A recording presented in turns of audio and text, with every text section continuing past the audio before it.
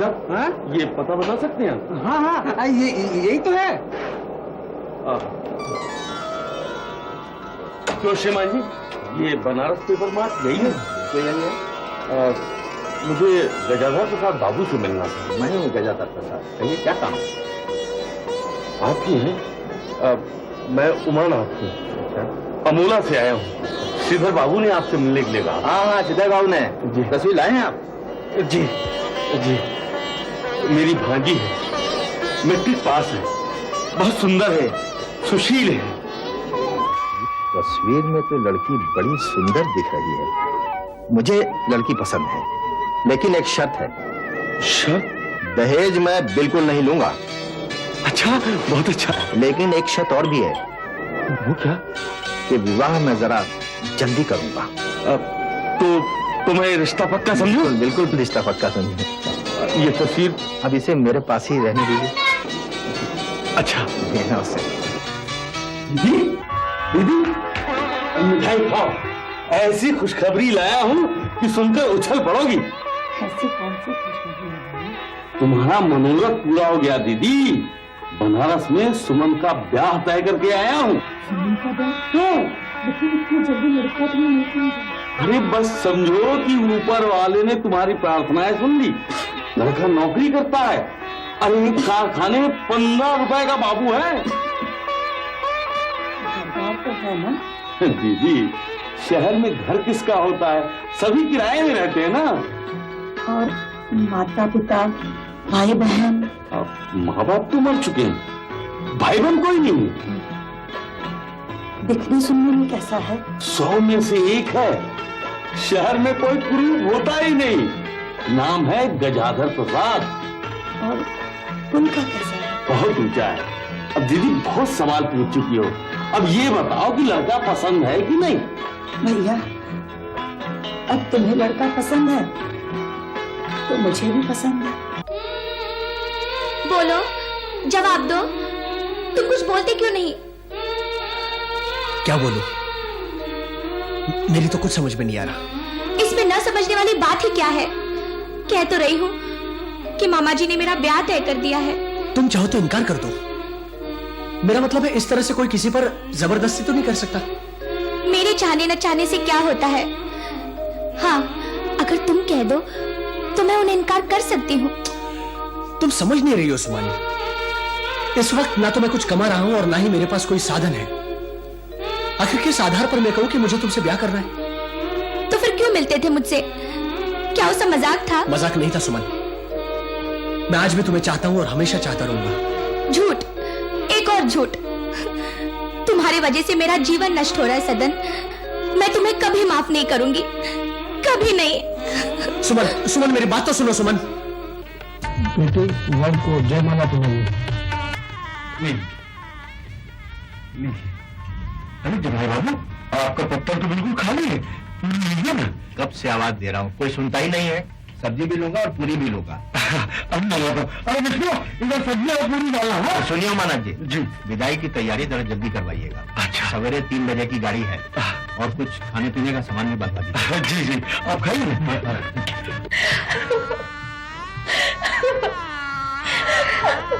चुप हो जा बेटी, चुप हो जा। मुझसे तेरा रोना देखा नहीं जाता। मुझे किस अंधेरे में ढकेल दिया माँ।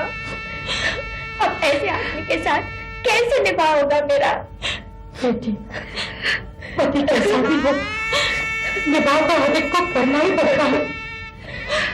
क्या बाबूजी मेरे साथ ऐसा होने देते? अगर वे आपसे आके पूछेंगे तो क्या जवाब देंगे आप उन्हें? चलो चलो गंगा जली, विदाई की तैयारी करो। जवाई बाबू की ट्रेन 3 बजे जाने वाली है। भैया, जरा तुम यहाँ आओ, मुझे तुमसे कुछ बात करनी है। अगर तुम पर इतना ही बोझ बन गई थी तो बेहतर होता उसका गला दबाकर मार देते उसे। करिए दीदी, ब्याह के शुभ अवसर पर ऐसी अशुभ बातें? मैं कोई बिला वजह नहीं बोल रही हूँ। जाकर देखो, मैंने रो रो कर क्या हाल बना रखा है। अरे दीदी, लड़की ससुराल जाते समय रोती है, इसमें कोई नई बात नहीं है। लेकिन वो अपने नसीबों पर रो रही है।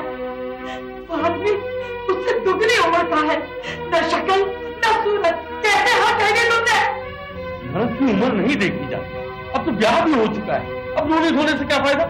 अरे तुम उसके मामा हो या दुश्मन, तुम अपनी बेटियों के साथ ऐसा सलूक करते?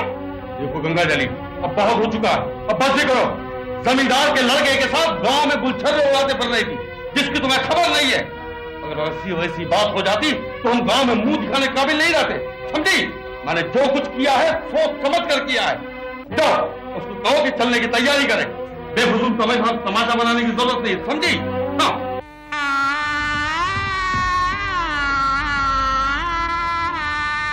बेटा, जाने से पहले आशीर्वाद नहीं लोगे?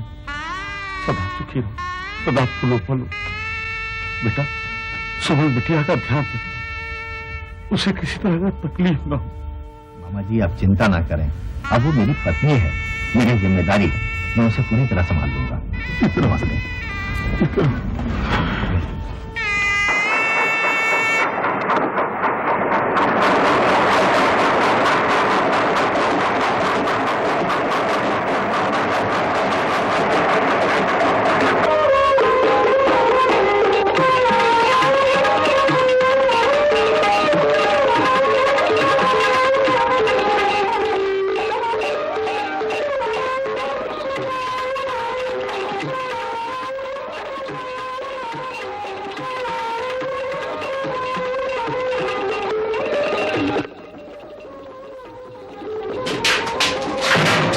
सुमन, ये है हमारा छोटा सा राजमहल। इस पूरे इलाके में इससे बढ़िया मकान तो मिल ही नहीं सकता। पूरे 3 रुपए महीने के किराए देता हूँ। सुमन, तुम्हें भूख लगी है? लेकिन मुझे तो लगी है। अच्छा, मैं बाजार से आते हुए कुछ लेता आऊंगा, जरा इन लोगों को मैं विदा कर। वाह, यह जाकर दिया, क्या खूबसूरत पत्नी पाई है। अरे तो हम क्या किसी से कम है? इसका मामू हमको देखते ही हम पर आशिक हो गया था। चलो बाहर चलो, तुम लोग तो यार घर में ही कुछ आए। चलो लड्डू पेड़ा कचौड़ी सब बाहर चलाएंगे। चलो और कथा भी सुनाएंगे।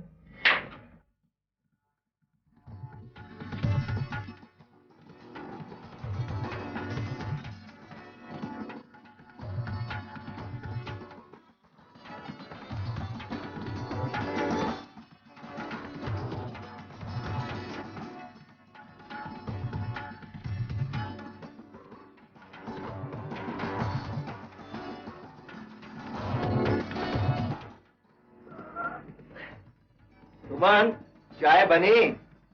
जी अभी लाई।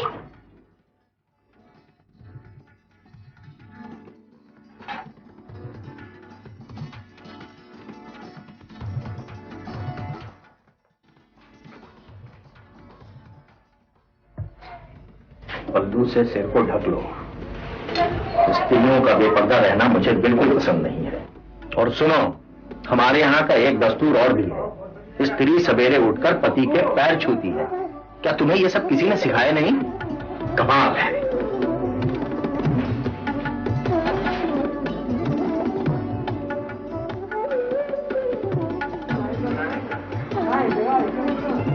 ठीक कहा था तुम्हारे मामा जी ने कि लड़की गुणवंती तो है मगर थोड़ी सी अल्हड़ है, अभी रीति रिवाज से पूरी तरह परिचित नहीं है।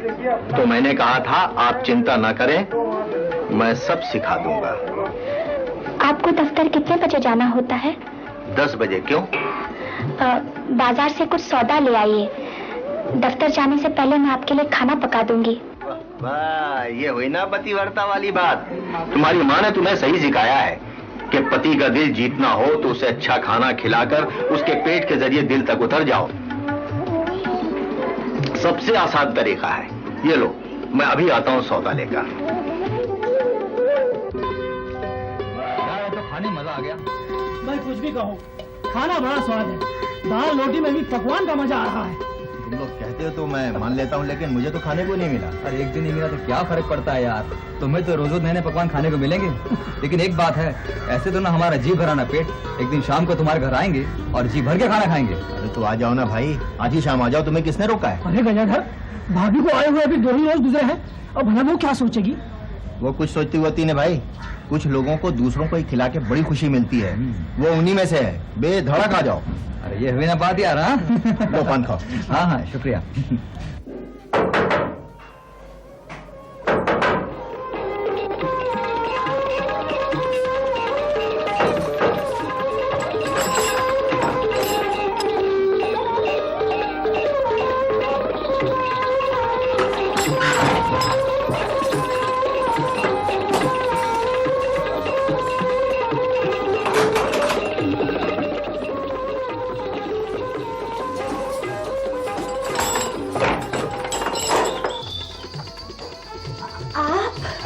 क्यों?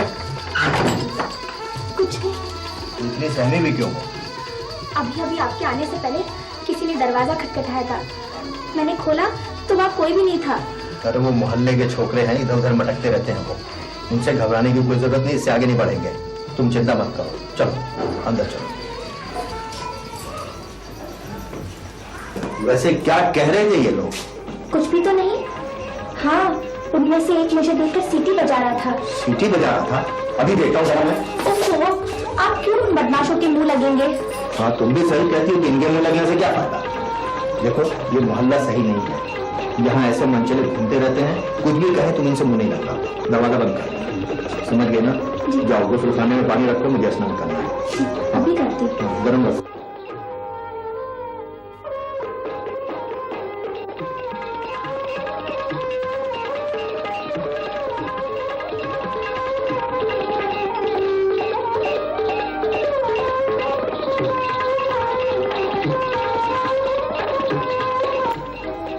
वहां खिड़की पर क्या कर रही हो? बंद करो दरवाजा और जाओ। ये दिल है मेरा आईना।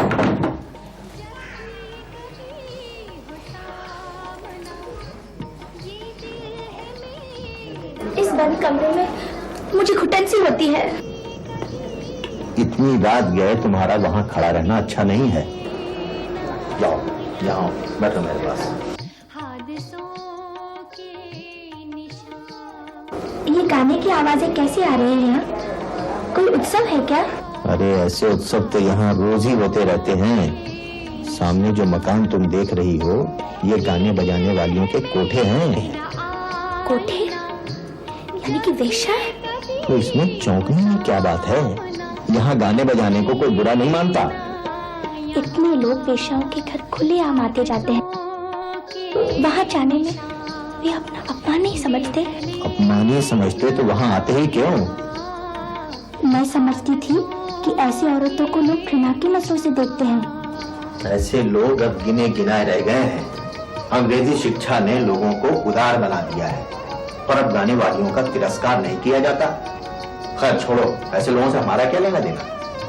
और सुनो, कल से तुम उस खिड़की पर मत जाया करो, समझ गई? जी। अब हमारे सोने का समय हो गया है, लालटेन बंद कर दो।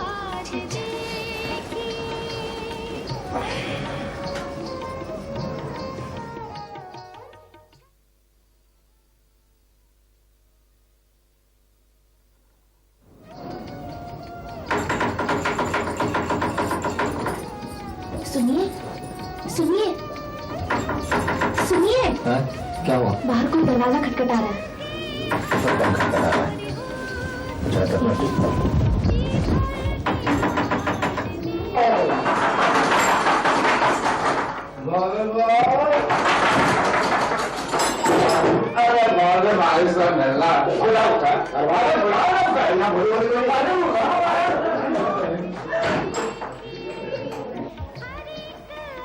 बोली भाई और फलानी भाई, जाने कहाँ कहाँ से आ जाता है। ये भोली बाई कौन है? कोई भी हो, तुम्हें इससे क्या है? सामने जिन औरतों का मकान है, क्या वो उन्हीं में से है? अगर हो भी तो फिर मैं इस मोहल्ले में नहीं रहूंगी। मुझे कहीं और मकान दिलवाइएगा। अरे दूसरी जगह मकान लेने के लिए किराए ज्यादा देने पड़ते हैं, और मेरे पास उतने पैसे नहीं है। चलो सो जाओ, कल सुबह बात करेंगे।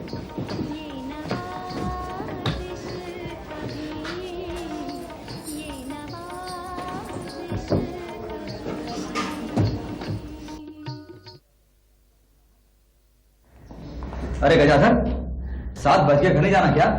जाऊंगा यार, बस थोड़ा सा काम और कर लो। 10-15 दिन से देख रहा हूँ यार, तुम रोज शाम को देर तक काम करते हो।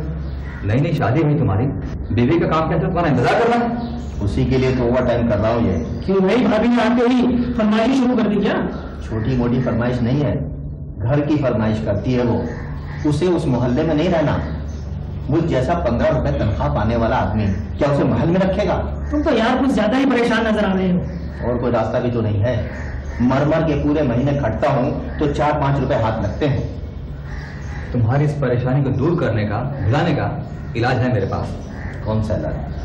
आओ मेरे साथ, इसे रखो, इसे बंद करो। चलो, चलो। अब तुम्हें कहता हूँ, आओ। अरे आ जाएगा। कहाँ ले जाओ?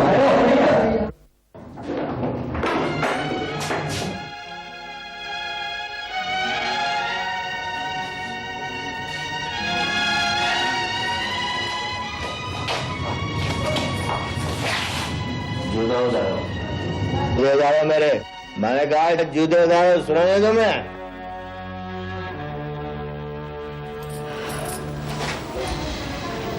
कहाँ से आ रहे हैं आप? दफ्तर से आ रहा हूँ।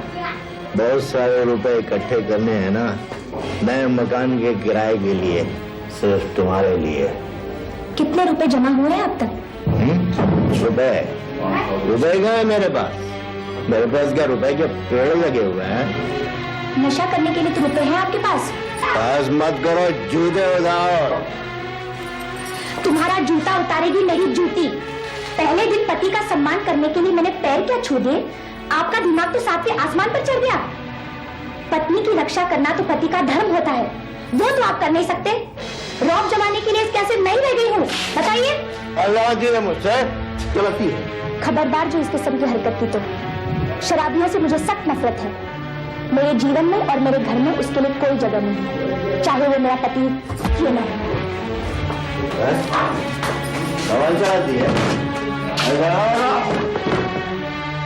दरवाजा क्यों बंद कर रही है? अरे खोलना दरवाजा। खोल गई।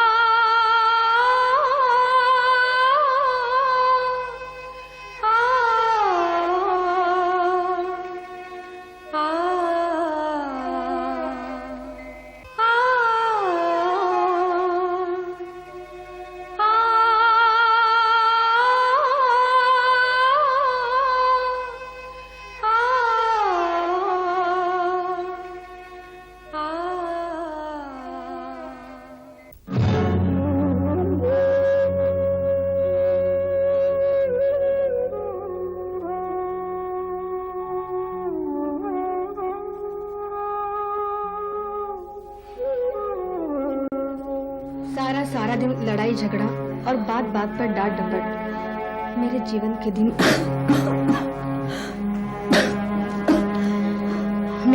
के दिन रो रो कर कट रहे। माँ, मैंने आप लोगों का क्या बिगाड़ा था जो मुझे इस अंधे कुएं में ढकेल दिया? जिस आदमी के साथ चंद हफ्ते गुजारने मुश्किल हो गए, उसके साथ जीवन कैसे गुजारूंगी? क्यों गई? पढ़ना, आगे पढ़, आगे पढ़। नहीं माँ, आगे भी तो वही सब कुछ लिखा है। पढ़ने को मन नहीं कर रहा है।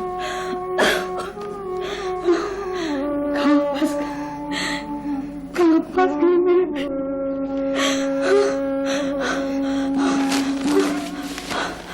माँ, माँ, माँ क्या हो गया? माँ, माँ। अरे भैया, ये भोली बाई नहीं चला रहा है। तुम्हारा यार मेरी पत्नी है ये। कहाँ गई थी? आज आप बहुत जल्दी आ गए। मैं पूछ रहा हूँ कहाँ गई थी? अंदर तो चलिए, बताती हूँ। अंदर चलो, आज खबर लेता हूँ तुम्हारी।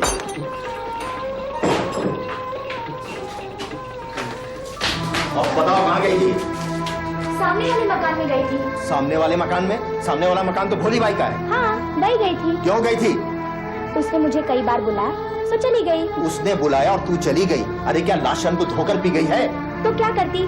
सारा दिन इस कुप्पी में बैठी रहती क्या? तो अब वेश्याओं से मेलजोल बढ़ाओगी? अपनी इज्जत आबरू पर विचार है कि नहीं? तुम बार बार मुझ पर हाथ क्यों उठाते हो? लाख समझा कर देख लिया, जब बात समझ में नहीं आती तो यही तरीका अपनाना पड़ता है।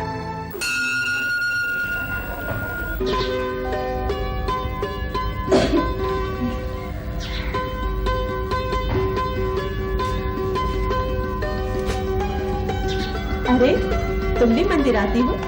पहले पता होता तो घर से दोनों साथ ही निकलते। आपको नहीं पता कि मुझे कितनी बड़ी सजा मिली है आपके घर आने की। अच्छा, तुम चिंता मत करो, तुम्हारा पति दोबारा तुम्हें नहीं रोकेगा मेरे पास आने के लिए। वो कैसे? मैं उससे बात करूंगी। अच्छा, अब चलो। बहू जी से मालूम हुआ है कि आप सेठ शंकर प्रसाद के यहाँ नौकर हैं। हाँ है तो का। पहले पता होता तो फायदा करवा चुकी होती अब तक आपका। वो कैसे? सेठ जी से कहकर तरक्की करवा देती आपकी। सेठ जी मुझ पर निगाहें रखते हैं। तुम मुझे इतना नीच समझती हो तो मैं तुम्हारी सिफारिश से अपनी तरक्की कराऊंगा?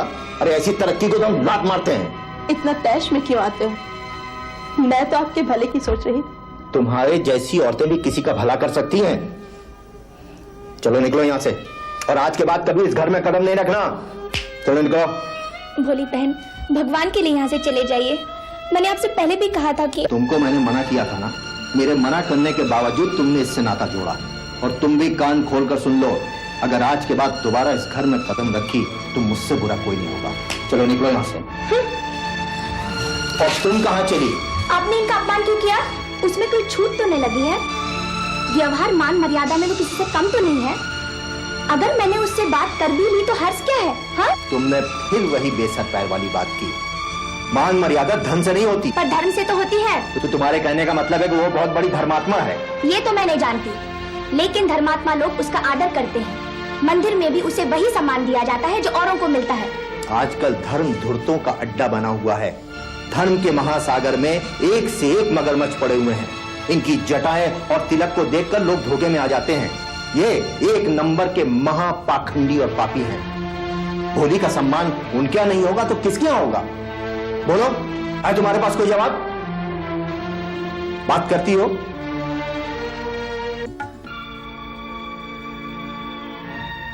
क्यों जी? तुमने तो मुझे बाग से जाने के लिए कह दिया और इन वेश्याओं को ऐसे बिठा दिया जैसे ये बाग तुम्हारे बाप दादाओं की हो। अरे अपनी तुलना उनसे करती हो? तुम और वो बराबर हो। उस वेश्या की जूती उठाते हुए तुम्हें शर्म नहीं आई? अब मैं तुम्हारे सामने ही वहाँ जाके बैठती हूँ और देखती हूँ तुम मुझे कैसे रोकते हो। मैं भी देखता हूँ कैसे बैठती हो। मैं कहती हूँ मत छू मुझे। अरे अरे अरे, छोड़ दो मुझे। नहीं छोड़ूंगा। मैं कहती हूँ छोड़ दो मेरा हाथ। छोड़ूंगा। छोड़ दो मेरा हाथ। अरे छोड़ो उसका हाथ। ये क्या बदतमीजी है? इस तरह औरतों का हाथ पकड़कर बदतमीजी करनी चाहिए? आपके घर की कोई लगती है क्या? अरे हमारे घर की कुछ लगे या ना लगे, लेकिन क्या औरतों के साथ ऐसे बदतमीजी की जाती है? अगर तुम्हारी रिपोर्ट कर दूं तो नौकरी से हाथ धो बैठोगे। अब जाओ यहाँ से। अरे खड़े क्या हो, जाओ। जी धन्यवाद। कौन हो तुम और यहाँ क्या कर रही हो? जी मेरा नाम सुमन है, मैं दाल मंडी में रहती हूँ। क्यों मुंह लगती हो इन छोटे लोगों की? जी मेरी ही गलती थी, मुझे इनके मुंह नहीं लगना चाहिए था। हम वही जा रहे हैं, चलो तुम्हें घर तक छोड़ देंगे।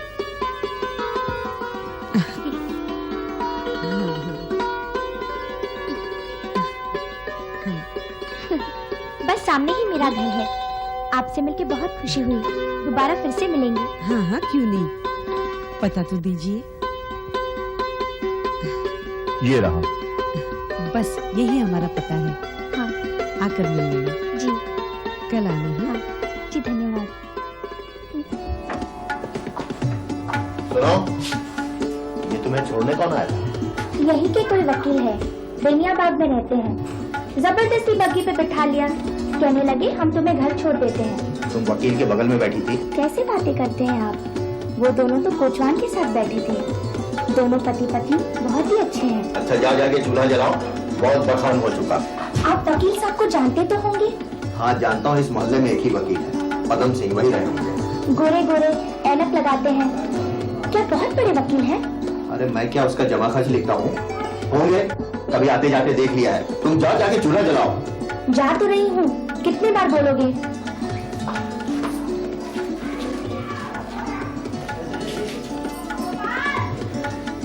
अच्छा सुनिए, कल उन्होंने मुझे अपने घर दावत दी है। वो किस लिए?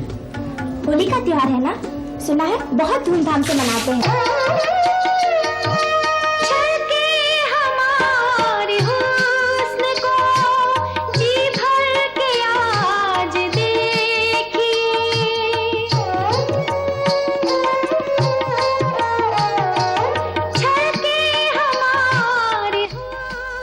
अच्छा गाती है ना? बनारस में बहुत नाम है इसका। मैं तो इससे अच्छा गा सकती हूँ भाभी। अच्छा,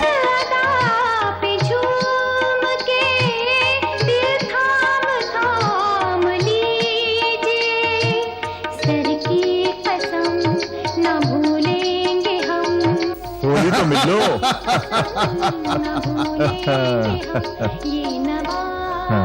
पदम सिंह जी, ये गाने बजाने की आवाज कैसी आ रही है?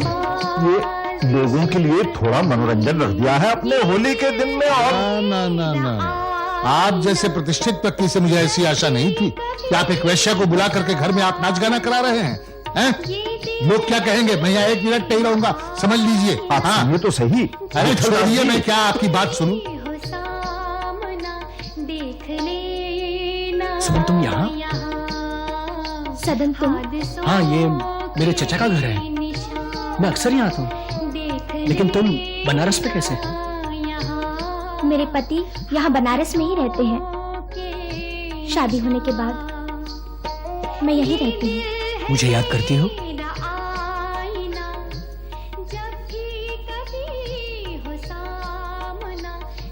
अगर कभी आती भी है तो भुलाने की कोशिश करती हूँ।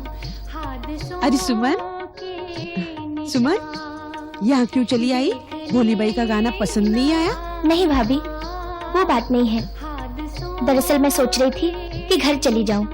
इतनी जल्दी? अभी तो महफिल शुरू हुई है। चिंता मत करना, अगर देर हुई तो मैं खुद तुम्हें घर तक छोड़ाऊंगी। जी। अरे इससे मिलो, ये सदन है। चलो चलो।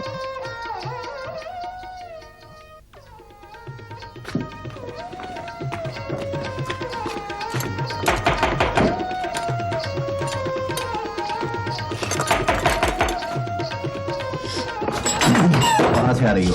वकील साहब के घर से। वकील साहब से इतना दिल लग गया है? क्यों किसी शरीफ आदमी को बदनाम कर रहे हैं? ऐसे शरीफों को मैं बहुत अच्छी तरह जानता हूँ। इतने बड़े धर्मात्मा हैं तो उन्हीं के यहाँ जाकर रहो। आज से ये घर तुम्हारे रहने योग्य नहीं रहा। अच्छा, अब बाहर।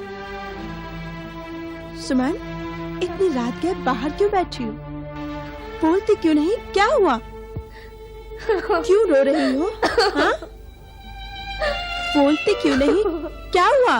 बोलो ना। वकील साहब के घर जाने की सजा मिली है मुझे। अब कल सुबह तक ये दरवाजा नहीं खुलेगा।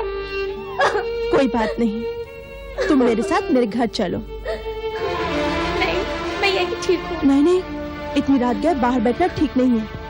चलो चलो ना। नहीं। अरे डरने की कोई बात नहीं, चलो। नहीं। चलो ना, मैं कह रही हूँ ना, चलो। आओ, चलो। आओ आओ ना, डरने की कोई बात नहीं।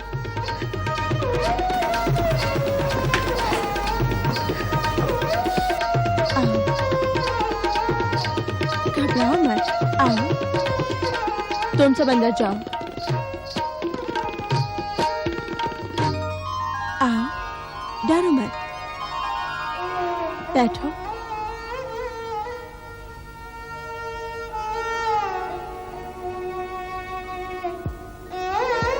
तुम ऐसे मर्द के साथ कैसे जीवन गुजार सकती हो? कौन सा जीवन? जो दिन मैं गुजार रही हूँ उसे जीवन कहना तो बेशर्मी है। बेशर्मी।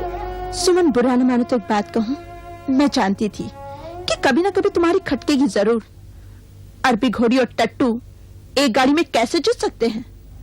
मैं समझी नहीं, क्या कहना चाहती हैं आप? तुम्हें तो किसी बड़े घर की रानी बनना चाहिए था, मगर पल्ले पड़ी खूसट के, जो तुम्हारे पैर धोने के लायक भी नहीं है। तुम ही हो जो निभा रही हो। तुम्हारी जगह कोई और होती तो मियाँ के मुंह पर लात मारकर कब की चली गई होती। अगर ऊपर वाले ने तुम्हारे जैसी शक्ल सूरत मुझे दी होती तो अब तक मैंने सोने की दीवारें खड़ी कर ली होती। अब मैं तुम्हें क्या बताऊं? इसी शक्ल सूरत पर बहुत नाज था मुझे। मेरे बाबूजी कहते थे कि मेरी बेटी राज करेगी, राज, सोने के महल में रहेगी। लेकिन किस्मत ने मिलाया भी तो एक जल्लाद के साथ। मेरे माँ बाप ने भी मेरी शादी एक बुढ़े से कर दी थी। उसके पास दौलत थी, हर तरह का ऐशो आराम था, मगर मुझे उसकी शक्ल से नफरत थी। 6 महीने तो मैंने किसी तरह काटे, फिर निकल खड़ी हुई। जिंदगी जैसी नियामत रो रो कर काटने के लिए नहीं है। जब जिंदगी का मजा ही ना मिले तो क्या फायदा। पहले मुझे भी डर लगता था कि बदनामी होगी, लोग मुझे जलील समझेंगे, लेकिन बस घर से निकलने की देर थी। फिर मेरा वो रंग जमा कि अच्छे अच्छे मेरे खुशामद करने लगे। आज यहाँ का कौन सा ऐसा रईस नहीं है जो भोली बाई के तलवे सहलाने में अपनी इज्जत न समझता हो। सारे शहर में भोली बाई के गानों की धूम है। क्या ये गाना मैं भी सीख सकती हूँ? हाँ, मैं तुम्हें 6 महीने में सब सिखा दूंगी। यहाँ सही गाने कौन समझता है। बस चलती हुई गजलों की धूम, 2-4 ठुमरियां और सिनेमा के गाने, फिर बस तुम ही तुम हो। क्या ये सब सीखना इतना आसान है? और नहीं तो क्या, यहाँ तो बस अच्छी सूरत और एक मजेदार बातें करने वाली चाहिए, और ये दोनों खूबियां भगवान ने तुम्हारे अंदर कूट कूट कर भर दी है। कसम खाकर कहती हूँ, एक बार तुम इस रिश्ते के बंधन को तोड़ दो, फिर देखना सारा शहर तुम्हारे पीछे होगा। लेकिन क्या ये बुरा नहीं मालूम होता कि यहाँ एरे गहरे सबके सामने बेशर्मी करनी पड़ती है? यहाँ एरो गैरो की आने की हिम्मत नहीं होती। यहाँ तो बस रईस आते हैं जिन्हें बातों में फंसाए रखना चाहिए। अगर शरीफ हो तो तबीयत अपने आप मिल जाती है, और बेशर्मी का भी ध्यान नहीं होता। और अगर तबीयत ना मिले तो उसे बातों में उलझाए रखना चाहिए।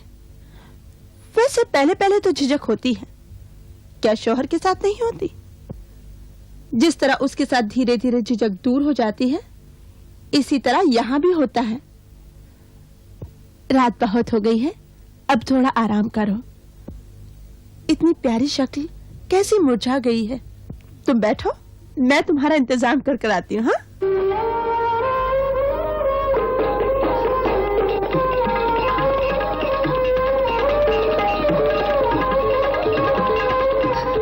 क्या बात है गजेंद्र, तुमने भाभी को घर से क्यों निकाल दिया? घर से निकालना तो सिर्फ एक बहाना था। दरअसल वो खुद ही जाना चाहती थी। तो उसके परिवार वालों को खबर क्यों नहीं कर देते? क्या खबर दूं कि वो मेरा घर छोड़ के कोठे पर रहने लगी है। तो क्या तुम कुछ करोगे नहीं? तुम्हें कुछ करना चाहिए भाई, वरना शादीशुदा होकर भी तुम्हें सन्यासियों का जीवन बिताना पड़ेगा। तुम ठीक कहते हो, मुझे कुछ करना चाहिए।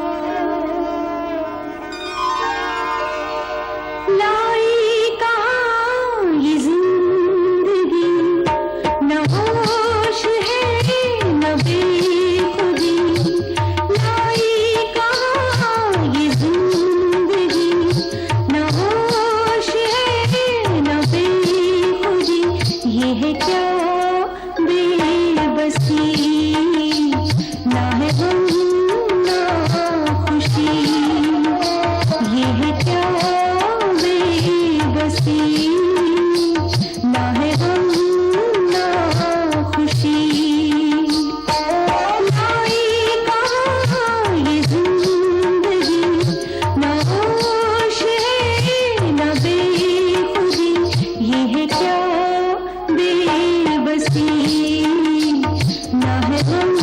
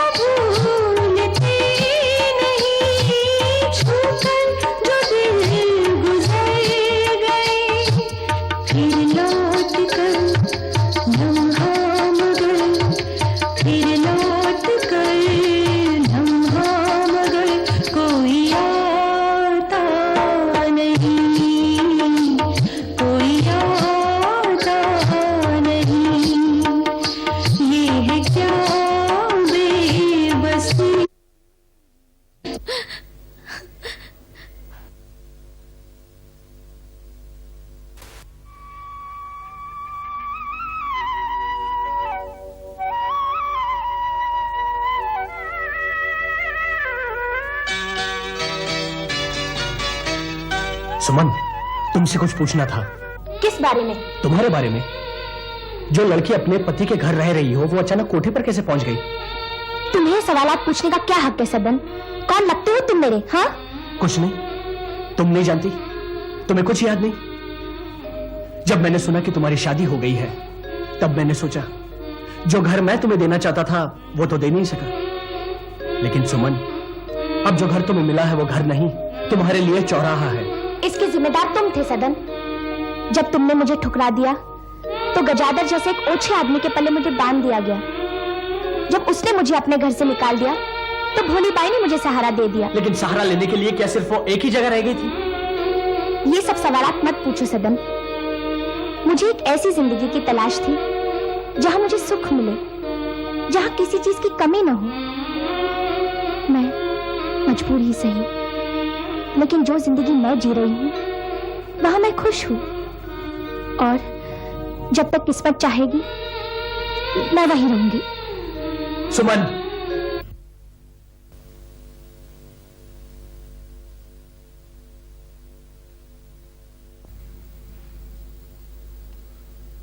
हाँ। प्रिय महाशय नमस्ते। आपको याद होगा होली के दिन सुमन नाम की एक लड़की हमारे घर पे आई थी। होली के दिन रात में जब वो अपने घर लौटी तो उसके पति ने उसे घर से बाहर निकाल दिया। चाहता तो मैं उसे अपने घर पर रख सकता था, लेकिन मेरे मित्रों और शुभचिंतकों ने मुझे उसे घर पे रखने की सलाह नहीं दी। मुझे ये लिखते हुए बहुत दुख हो रहा है कि एक भले घर की लड़की अब सुमन बाई बन चुकी है।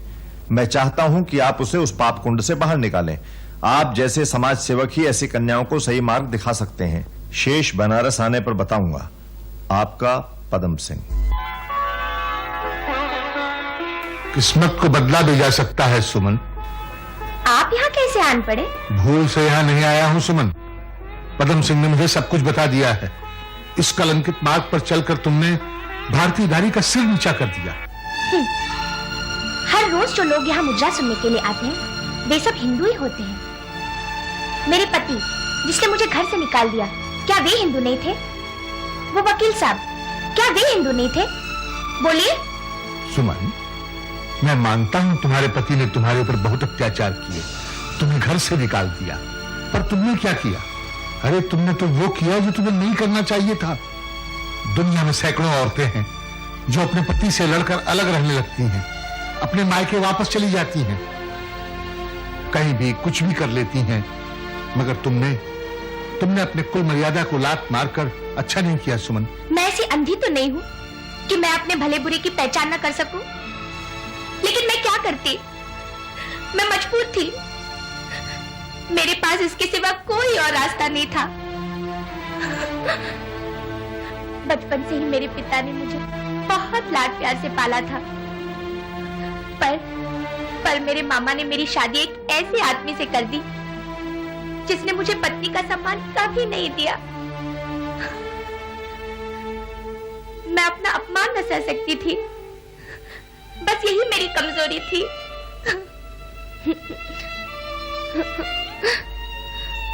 सुमन, अब भी समय है, छोड़ दो ये दाल मंडी, बाहर आ जाओ इस कोठे से, नहीं तो तुम्हारा पूरा जीवन भ्रष्ट हो जाएगा। तो मैं क्या करूं? आप ही बताइए। अगर तुम चाहो तो मैं तुम्हारे लिए विधवाश्रम में रहने की व्यवस्था कर सकता हूं। हाँ, मुझे मंजूर है। हाँ।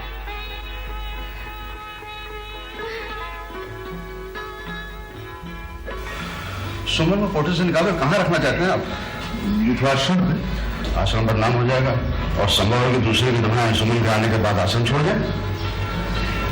तो फिर आप ही बताइए मैं क्या करूं? मेरी बात मानिए तो आप इस झंझट में मत पड़िए। समाज में जैसा जो चल रहा है चलने दीजिए। और सुमन भाई को आश्रम में रखने की सलाह मैं तो नहीं दूंगा। सलाह के लिए बहुत बहुत शुक्रिया। मैंने आपका समय नष्ट किया, इसके लिए माफ कीजिएगा।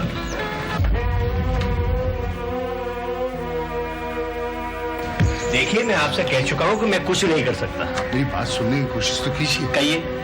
देखिए, मैं एक अबला की मदद के लिए आपके पास आया हूं। आप लोगों को इसमें आगे बढ़ के मदद करनी चाहिए। मैं आपकी भावना की कद्र करता हूं, लेकिन मैं मजबूर हूं, मैं कुछ नहीं कर सकता। जाइए आप।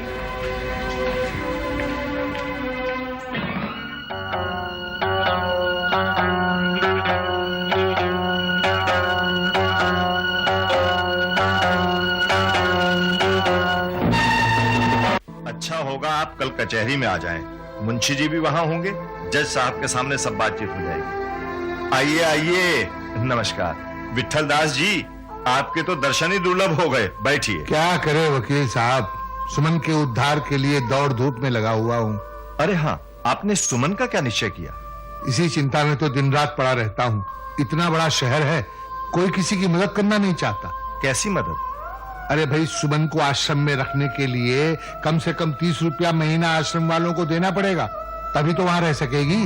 आपको विश्वास है कि सुमन विधवाश्रम में चली जाएगी? हाँ हाँ, मैंने सुमन से बात कर ली है, वो तैयार है।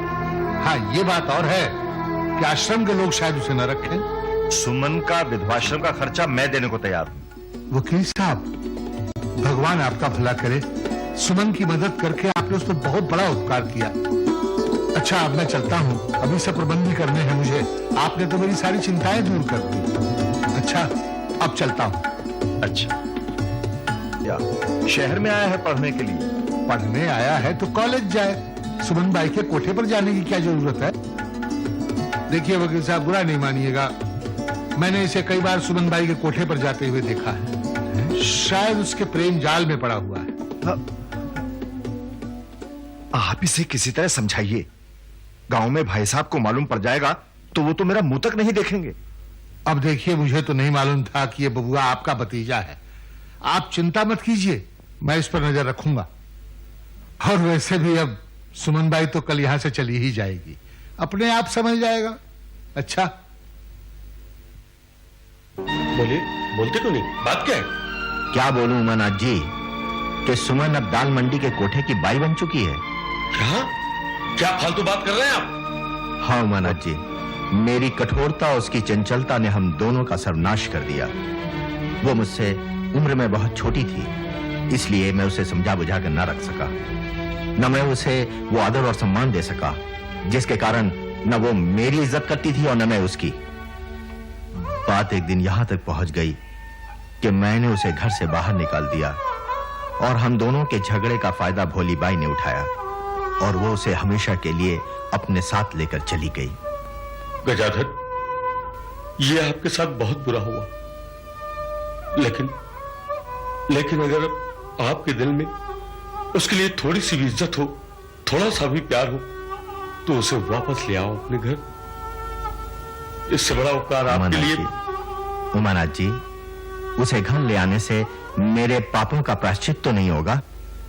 इस सांसारिक मोहमाया के लोभ को मुझे छोड़ना होगा और अपने पापों का प्रायश्चित करना होगा। गजानन जी, मेरी बात तो सुनिए। गजानन जी,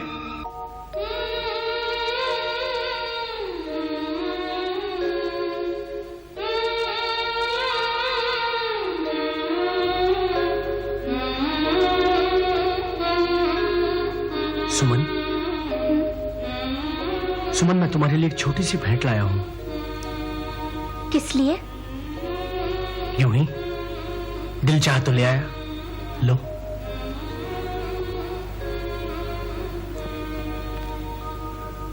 सदन, तुम यहां मत आया करो।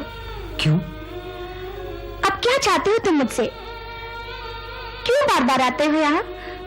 तुमसे मिले बिना रहा नहीं जाता सुमन। तुम्हें बस एक नजर देखने की आस में कदम खुद ब खुद इस तरफ उठ जाते हैं। हाँ, और जब रात ढल जाती है तो वही कदम अपने आप घर की तरफ लौट जाते हैं। तुम जो कहना चाहती हो कह लो सुमन, तुम्हें इसका पूरा अधिकार है। लेकिन सच तो यह है कि मैं आज भी तुम्हें उतना ही प्रेम करता हूं जितना पहले किया करता था। सुमन, मैं मानता हूं मुझसे गलती हो गई, लेकिन मेहरबानी करके मुझे यहां आने से तो मत रोको। चलता हूं, फिर आऊंगा।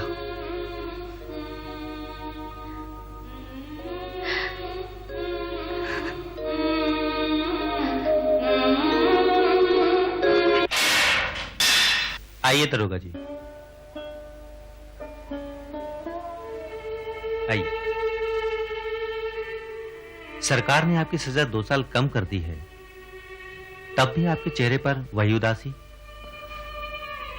किस्मत ने वो सजा दी है मुझे कि मुस्कुराना ही भूल गया हूं। अब तो जिंदा हूं इसलिए जी रहा हूं। अब आप जाएंगे कहां? वापस अपने घर? पता नहीं, कुछ कह नहीं सकता। तिनका जोड़कर जो आशियाना बनाया था वो तो बिखर गया। अब दोबारा जोड़ना होगा उसे। देखें किस्मत कहां तक साथ देती है।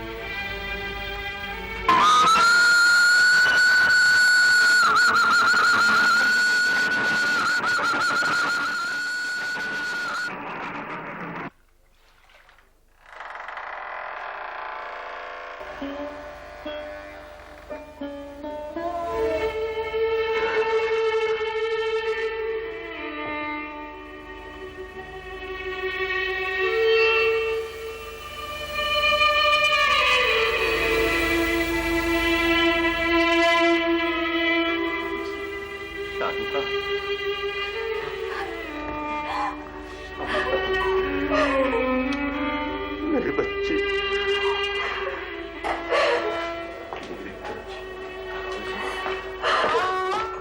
दारोगा जी, आप अगर आपने खबर भिजवाई होती तो मैं खुद ही लेने चला आया होता आपको। जेल से छूटने की खबर क्या भिजवाता तुम्हें? गंगा लिली कहाँ है?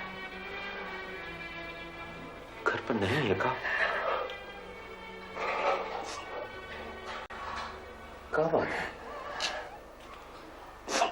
तुम दोनों चुप क्यों हो? मुझे गंगा लिली से मिलना है। कहाँ है वो? बाबूजी, आपको माँ से मिलना है। आइए, मैं आपको मिलाती हूँ। आइए बाबूजी।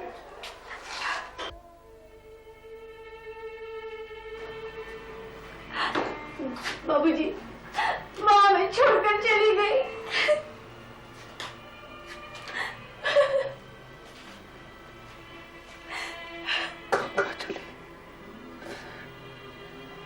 गंगा चली।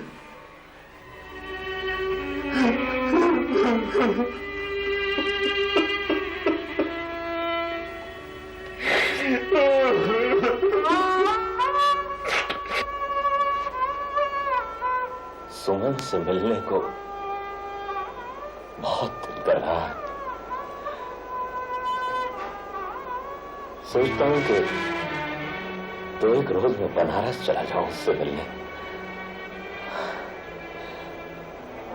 उमा, वो किस मोहल्ले में रहती है वहां? मैं तो कहता हूं कि आप वहां ना ही जाए तो अच्छा है दरोगा जी। उसने हमें कहीं मुंह दिखाने के लायक नहीं छोड़ा है। ऐसा कहा किया उसने? अपने पति का घर छोड़कर चली गई, अपने जीवन का सर्वनाश कर लिया। साफ साफ कहो, क्या बात है? एक दिन गजाधा के यहाँ आया था दरोगा जी, उसने सब कुछ बताया मुझे। क्या क्या बताया? आजकल दाल मंडी में सुमन बाई बन गई है वो। क्या बकवास कर रहा था? तुम्हारी की हुई है सब। नहीं दरोगा जी, बस सच कह रहा हूं। बनारस में उसका खूब चर्चे। मैंने कितनी कोशिश करके उसके लिए गजानन जैसा वर ढूंढा था, लेकिन वहां भी उसकी नहीं मिल सकी। कि उसके बाद मिलकर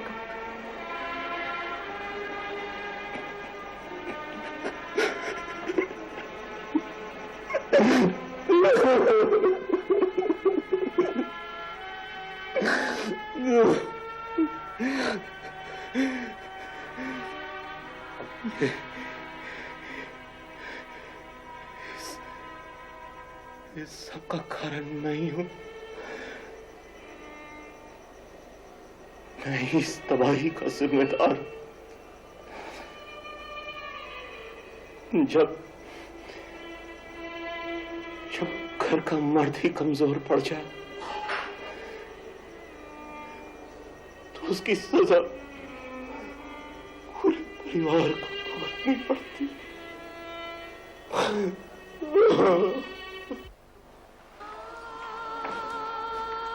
चलिए, मैं तैयार हूँ। सारा सामान रख लिया ना? मैं यहाँ की किसी भी चीज को साथ में नहीं ले जाना चाहूंगी। आज से मेरी एक नई जिंदगी शुरू होने जा रही है। फिर भी कुछ जरूरत का सामान तो रख लो। आप मेरा एक काम करेंगे? बोलो। मेरे सामान को बेचकर आप किसी शुभ कार्य में लगा दीजिएगा। चलिए। चलो।